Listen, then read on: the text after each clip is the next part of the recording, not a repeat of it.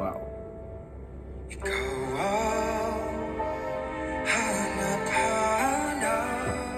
This is Bugoy Thriller. JM.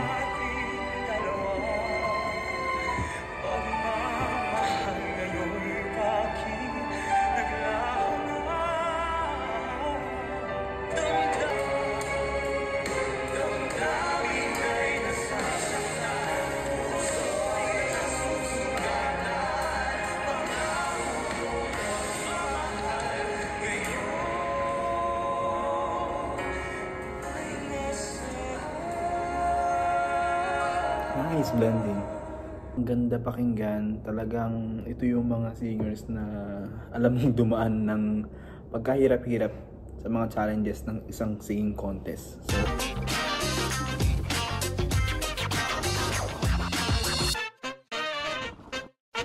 hey there mga Sinkuis! Welcome back to my channel. Nandito pa rin tayo ngayon sa Seoul, Korea. And we will react sa latest episode ng ASAP natin to for ASAP Champions. Yung mga male vocalist lang muna yung ating redactan. Okay? So tara, samahan nyo akong panoorin doon. Kasi nandito sila TNT Champs, si JM nandito, at yung iba pa. Go down!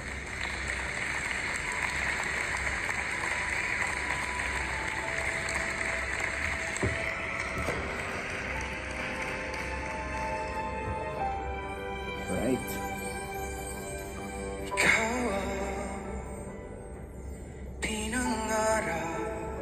Wow.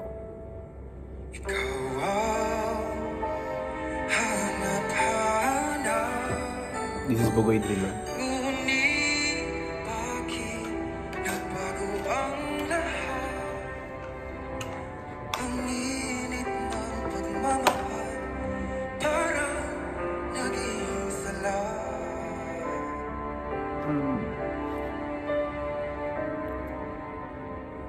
Anong nangyari sa ating dalawa? Puso naman. Akala ko tayo ay isa. Ako bang siyang nagkulang o ikaw tinapan sa pagsubok sa ating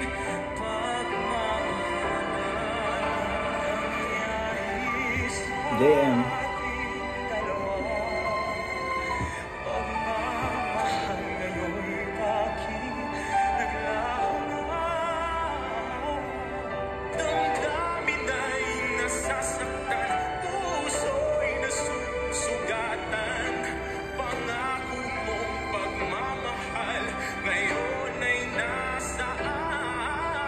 Wow. Buga.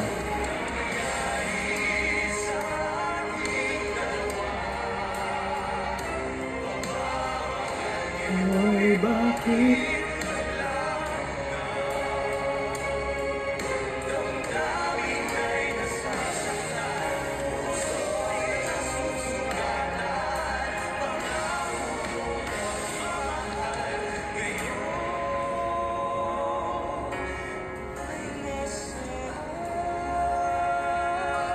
Nice blending. Oops. Hindi ko lang kung na-late lang. Alright, so nice. Nice yung song na pinili nila. I don't know kasi yung hashtag ng ASAP is ASAP Love Rocks. So parang ASAP Rocks lang dati, no? Nakakatuwa na sa loob lang ng ilang minuto yun. Within the 2-minute span, may kanya-kanya silang line. And naipakita nila, naipamalas nila yung kanilang style, no? Yung talent nila bilang soloist. All the more nung nagboses na sila, nag-blending na sila, nag-harmonize na sila. Ang ganda pakinggan. Talagang ito yung mga singers na alam mong dumaan ng pagkahirap-hirap sa mga challenges ng isang singing contest. So yun, kitang-kita, very evident how they sang their parts, their respective parts. Sinimulan ni Bugoy na sobrang mapuso. At actually, parang na-miss ko nga yung OPM kasi in the past few days, puro Korean songs yung ating papakinggan. And iba rin talaga ang OPM, lalo yung mga ballad natin na ganyan. Sobrang, tapos ganun pa yung atake nila. Mellow. Grabe. And then, sila Raven din, yung mga TNT champs. Ang galing, ang ganda ng the way they deliver their parts. Even Kimo, di ba, lumalabas talaga yung style nila, kung paano sila kumanta. Kahit sobrang ikli lang ng part nila, no, nagagawa nila. At hindi siya hindi siya overstyle. Hindi rin siya like parang sinadya or na parang okay, iibahin ko para mapansin ako. No, hindi ganoon eh. Saktong-sakto lang yung ginawa nilang bale sa linya na kinanta nila. Kasi mas na-execute ng mas mapuso. ang ganda pakinggan, and iba yung feeling kapag nakikinig ka na ang singer all heart out yung binibigay niya sa performance niya. So, ayun. Ayun, talagang una nakakamiss talaga yung OPM. Ayun, pauwi naman na ako next week. Then, I will be seeing more of JM, by the way, kasi attend ako ng kanilang concert on February 23. Tama ba? 23? Yeah, 23. It's Friday. So, nandyan na ako niyan sa Pinas. So, manonood ako ng kanilang show ni Mariel. Thank you. Kasi akala ko hindi na ako makakanood. Then suddenly nag-respond sa akin yung message ko regarding sa ticket nila.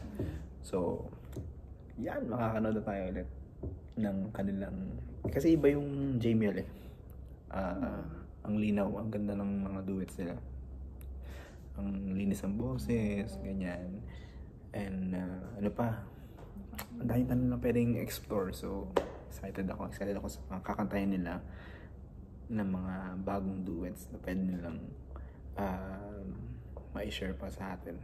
Hindi yung mga usual na napanood na natin. For sure, pinagandaan din nila yan. So, yun. Kayo naman, mga Atsin Quiz, ano masasabi nyo sa naging performance ng male ASAP champions dito sa napanood natin? Paki-comment lang sa comment section and let's band there, okay? Maraming salamat sa panonood ng video na to. Like kayo, mag-ingat. Bye-bye!